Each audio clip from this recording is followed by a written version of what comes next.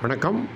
Nifty June features அதாவது இன்றைக்கி கடுமையாக இறங்கியது. அதை பற்றி ஒரு சிறிய ஆராய்ச்சி.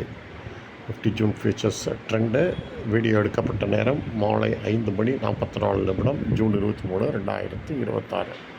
இங்கே பார்த்திங்கன்னா இங்கேருந்து ஏற ஆரம்பித்தது, அடுத்ததும் ஏற்றம், அதற்கடுத்ததும் ஏற்றம், அதுக்கடுத்த மூவு ஏற்றம் இருந்திருக்க வேண்டும். ஆனால் பாருங்கள், இங்கிருந்து இறங்குச்சு. இங்கிருந்து இறங்கியவுடன் இது தொடர்ந்து இறங்கி இருக்க வேண்டும். அதுதான் இது சரியான இதாக இருந்திருக்கணும், கரெக்டான மூவாக இருந்திருக்கணும். ஆனால் என்னாச்சு, இங்கே தான் குழப்பம் விளைவித்தார்கள். இங்கிருந்து ஏற்றம்னா இங்கிருந்து இந்த சிக்னல் என்ன சொல்லிச்சு, ஏற்றம்னு சொல்லிச்சு. இங்கே தான் இதை உடைச்சோன்னே இந்த வீழ்ச்சி. அதனால் எப்பொழுதுமே சிறிய ஸ்டாப் லாஸு, இப்போ நிஃப்டி ஃபியூச்சர்ஸ் நீங்கள் வர்த்தகம் பண்ணிட்டீங்கன்னா 20 பாயிண்ட்டு, ஒரு 30 பாயிண்ட்டு, இது மாதிரி ஸ்டாப் லாஸ் போட்டிருந்தீங்கன்னா ஈஸியாக தப்பிச்சிருக்கலாம். இது எதனால் மிகப்பெரிய லாஸ் வருகிறது என்று பாருங்கள். இப்போ இந்த வெள்ளிக்கிழமை க்ளோசிங்கு இதோடைய டெக்னிக்கல்ஸ் படி பார்த்திங்கன்னா 24,057 கடக்காது கீழே விழும் என்று தான் சிக்னல். ஆனால் பாருங்கள், இது மேலே போயிடுச்சு. இது ஒரு தப்பிதமான சிக்னல், ரைட்டு.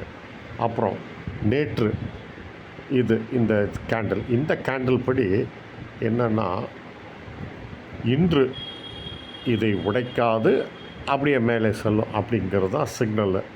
ஆனால் இதை உடைத்தவுடன் எவ்வளோ பெரிய அடி பாருங்கள், எவ்வளோ பெரிய இறக்கம். இதுதான் அது. இந்த ரெண்டாவது இந்த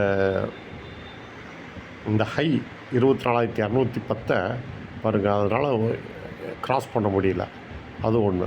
இதை க்ராஸ் பண்ணியிருந்துச்சுன்னா கதையே வேறு. அப்படி ஒரு ஏற்றம் இருந்திருக்கும். அது ஒரு முடியாத நிலை. அதனால் எப்பொழுதுமே இந்த தொடர்ந்து 3 ஏற்றம், அதாவது 4 ஏற்றம்னு கூட வச்சுக்கலாம்.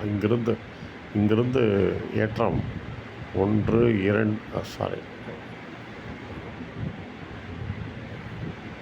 இங்கிருந்து ஏற்றம்,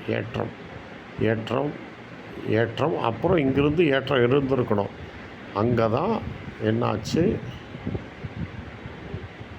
அதாவது இப்படி போய் இது மேலே போயிருக்கணும், அது போகாமல் கீழே வந்தோடனே இது கீழே வந்திருக்கணும். ஆனால் இது என்னென்னா தப்பிதமான சிக்னல், இப்படி மேலே போச்சு. இது இங்கிருந்து மேலே போயிருக்கணும். ஆனால் இது என்னென்னா இங்கிருந்து அப்படியே விழுந்தாச்சு தான்.